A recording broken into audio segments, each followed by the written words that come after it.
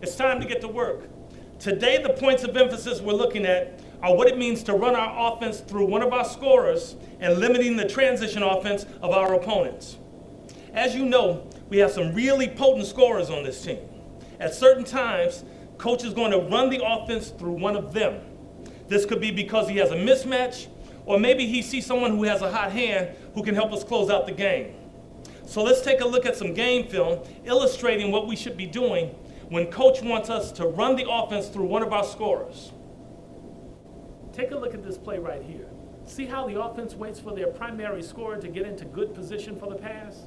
Then, once he gets the ball, he immediately looks to attack and ends up with an easy bucket.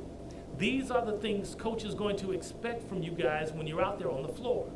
And on this one, see, once he gets the ball, he immediately looks to attack. That draws the defense's attention, which lets him find a wide open shooter for an easy basket. That's what we need to do. Make smart passes and get it to our shooters in good spots. Then they can go to work and make a play. Now, on the defensive end, more and more teams are getting better at scoring easy transition baskets. So we need to know what to do to limit them. Most likely, when we go up against a good transition team, coach will be asking us to step up our transition defense. Okay, let's take a look at a few plays to show you guys what I'm talking about. Take a look at this example. Notice how once the shot goes up, you don't see the offense crashing the boards. Instead, they quickly turn and run to get back on defense. This prevents the other team from getting an easy transition bucket. And that's key. Once the shot is up, if you're not already in a good rebounding position, get back on defense, quick. Here's another example that is all about hustle. The team that wants to run grabs the boards and throws a quick outlet pass. But the defense knows they want to run and hustles back to stop the transition play. Instead of an easy basket, they end up with a contested shot.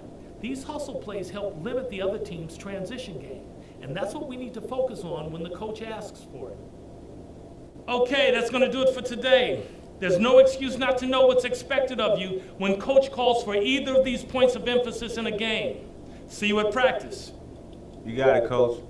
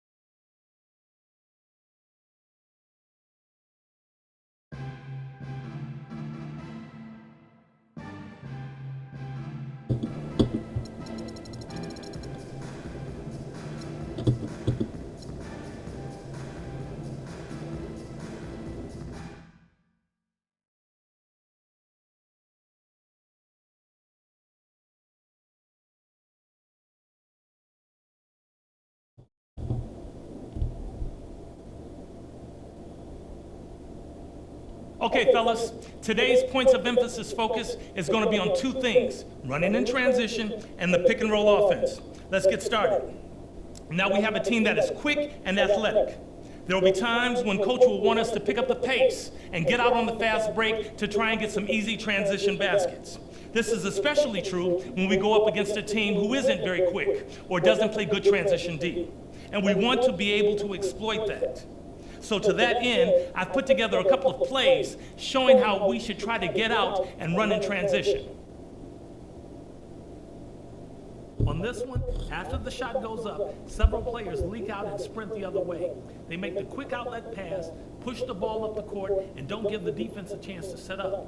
The end of the story is an easy bucket, all because the defense couldn't recover quick enough to stop the ball. We need to be looking to do this every chance we get, all right? Another one. Once the rebounder makes the outlet pass, the ball handler takes it right up the middle. He sucks in the defense, which creates an easy kick-out pass for a wide-open, uncontested shot. This is how we need to execute. Get the proper floor spacing, have our shooters spot up, let the ball handler force the defense to swarm the ball, and then just make the simple pass to the open man for a quality shot. When coach wants us to get out and run in transition, do it. The pick and roll. This is a basketball fundamental that the coach will definitely want us to emphasize. Running pick and rolls is easily one of the most effective offensive strategies there is. It's one of the most basic ways to cause confusion and mismatches for the defense. With all the skilled players we have on this team, coach is probably going to call for this often. If the defense goes under the screen, that gives the ball handler an open perimeter shot. If he goes over the screen, that gives him a driving lane to the basket, and that forces another defender to commit. And that leaves somebody open. So maybe the defense switches on the pick and roll. Then we should have a mismatch somewhere. And remember, the screener has the option to pick and pop, roll or slip. So the ball handler should be looking to see if the screener gets open for a shot. All right, let's watch a couple of pick and rolls being run successfully. Here the ball handler lets the screener get set, then rubs his defender off him, which forces a switch. The switch allowed the screener to roll open to the basket, and the ball handler is able to make a good pass for an easy assist. On this next play, the ball handler's defender goes under the pick, creating separation. This gives the ball handler a wide open perimeter shot. If the defender dares the shooter to take this shot, it's up to the shooter to make them pay. The key to a successful pick and roll is reading what the on-ball defender does. Over, under, switch, read the defense, and make the smart play.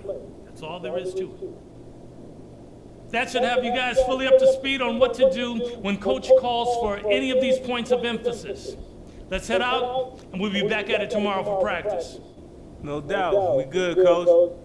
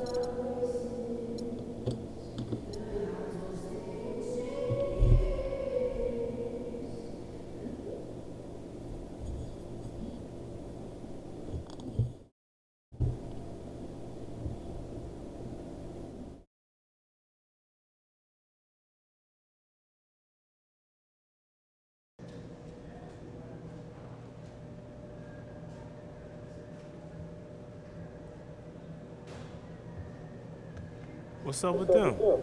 Man, they just got traded. It's a business. I'm new, and even I know that. Hey, maybe the change of scenery doing some good. They'll be all right.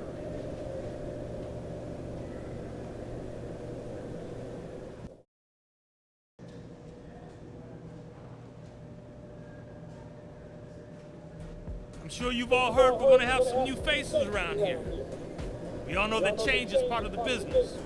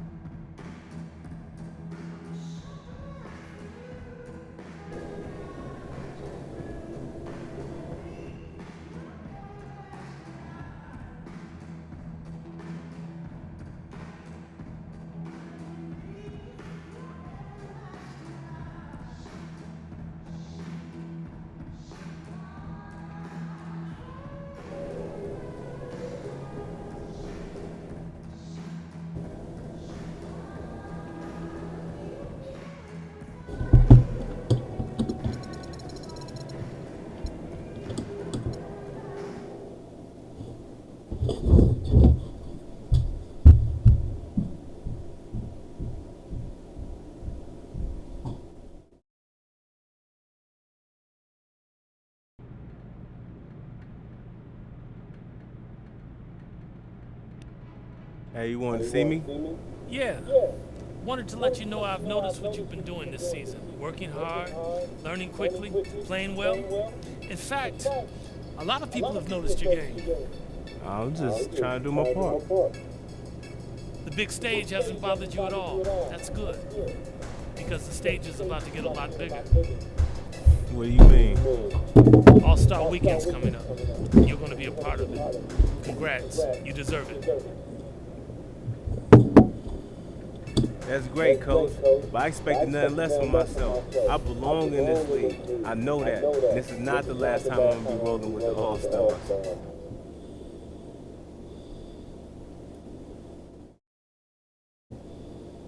Okay, listen up. I've got another 2 points of emphasis to look at with you. Today it's going to be running a patient offense and crashing the defensive glass. Here we go. When it's late in the game and we have the lead, coach may decide to run what he likes to call a patient offense. This is usually done to slow down the tempo of the game and limit the opposing team's possessions. Fewer possessions means fewer shots, and less of a chance for them to come back. We want to try and use as much of the shot clock as possible without sacrificing quality shots. With that in mind, let's take a look at some film showing some examples of running a patient offense. So let's run this back. Here the offense is being nice and patient, using the clock, safely moving the ball around the perimeter. Then, once the shot clock runs low, they look to get a good shot. Don't be in a hurry to give the ball right back to the other team. Take your time and get the best shot you can, while using as much of the shot clock as you can. That's patient offense. One more example play showing patience. Here the ball handler really takes his time bringing the ball up court. Then he burns a little more time before finally setting up the offense. Even though they took their time, they still ended up with a high-quality shot. That's what it means to be patient on offense. You're not looking to get off a quick shot. You're looking to use as much time as you can while still making it a quality possession. Next point of emphasis is crashing the defensive glass. This may seem like a simple thing to do, but the fact is, not a lot of teams do it well. Getting the defensive rebound is a big key to winning games. You keep teams from getting second chance points, and it allows us to get out in transition. One of the most important parts of the game of basketball is owning the defensive glass. There's just no way around it. So let's look at a couple of plays focusing on defensive rebounding. There's some really solid defensive rebounding here. Once the shot goes up, everyone finds a man and boxes out first, then looks to attack the ball on its way down. That's what we need to do on every single shot. Find a body, make sure he's boxed out, and then grab the rebound. And here's how not to do it. Once the shot goes up, you don't see everyone finding a man and boxing out. Result? Easy offensive rebound and second chance points. Too often when a shot goes up, players get caught watching the ball. Fundamentals matter in the NBA. You need to make it your mission to keep your man off the offensive glass and go after that rebound. Because when it comes to rebounding, usually the guy who works the hardest wins the game. Okay, I think we're good here. I have complete faith that you all will be ready to execute when coach calls for either of these points of emphasis next game. We'll catch up more tomorrow at practice.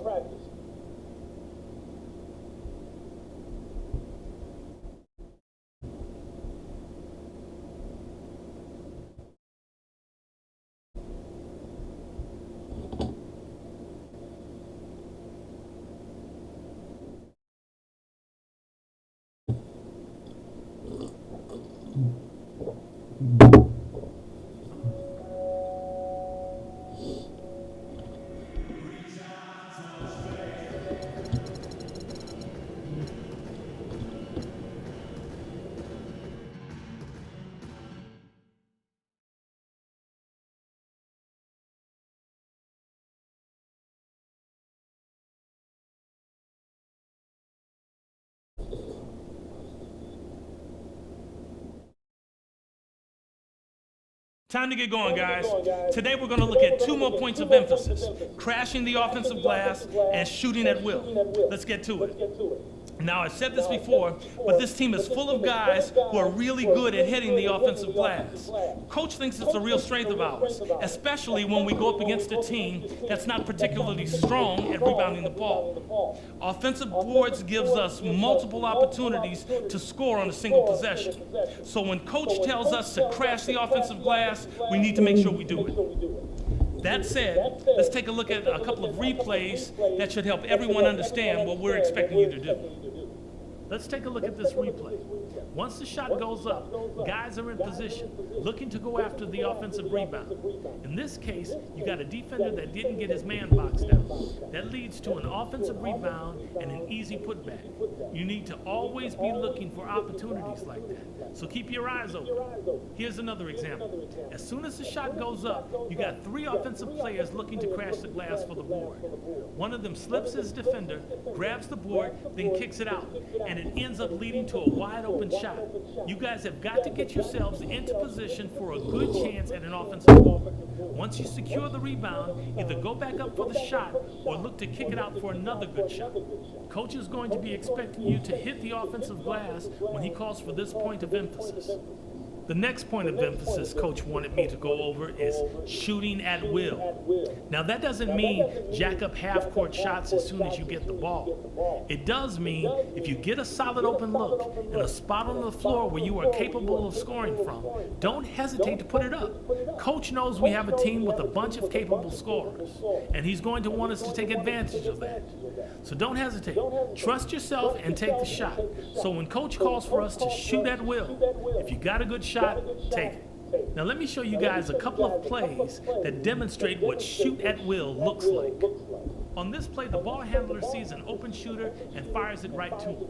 Even though there's plenty of time remaining on the shot clock, the shooter doesn't hesitate.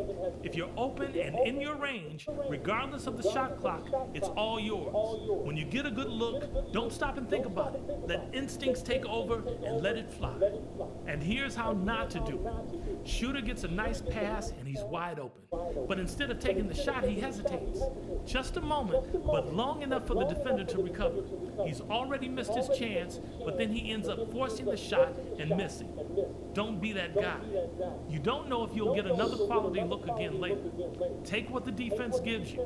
If you're left open and the coach said shoot at will, then shoot it. Okay, that's going to do it for today. There's no excuse not to know what's expected of you when Coach calls for either of these points of emphasis in a game. See you at practice. You got it, Coach.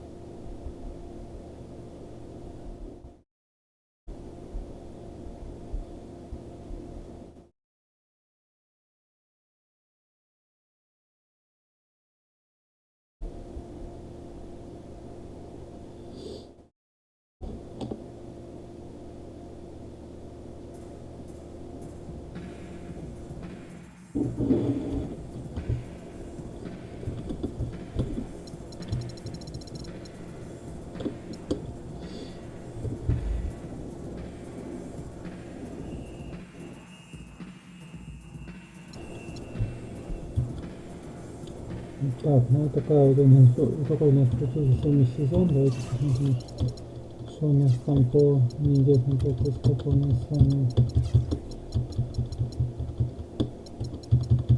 получилось этих, ну, по очкам, короче, что у нас получилось. Так, сейчас.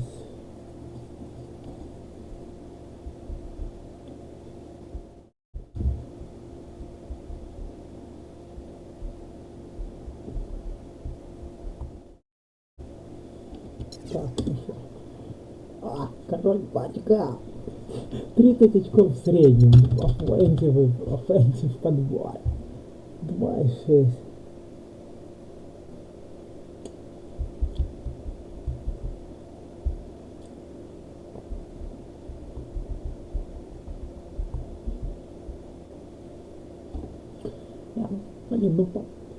Король пачка. А по этим, подожди, кто? Блин, Казинц. Ну, Казинц выше, ладно. Понятно, так, по подборам в принципе. Ох, черт, ну по подборам в принципе Казинц, но... По подборам в принципе Казинц, ну для, знаешь, для бигмена. Ну тут понятно, кто перехват. Лучший, кстати, 2,5 перехвата. Блок. По блокам лучше.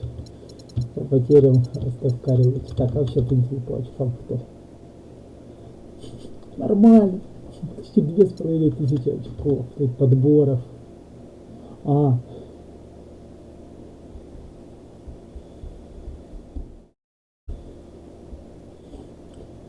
Ты что, больше всех? У меня даже подборов больше.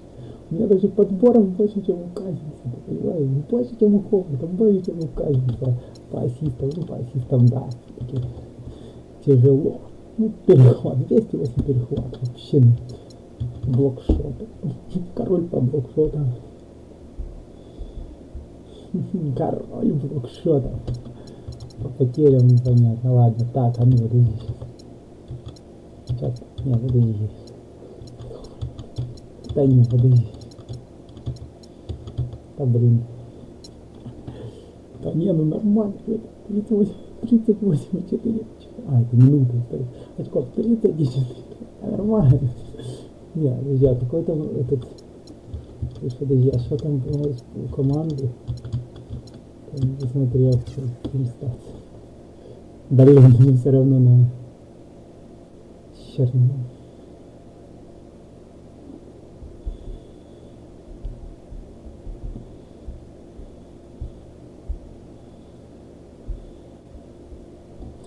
Не, ну, блин, ну на третьем месте Тандер молодец, ну, блин, у меня команда.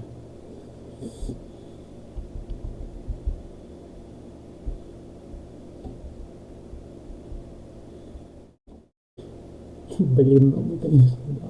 Не, ну нормально, еще три годика в этом. Еще а по... Не, надо было. А тут почти постоянно я. Рекорд. Перехватом за игру. Ну, в плей-офф тут я. А еще за сезон что-нибудь ты сделал? Нет. Но... Ладно, что ж, увидимся.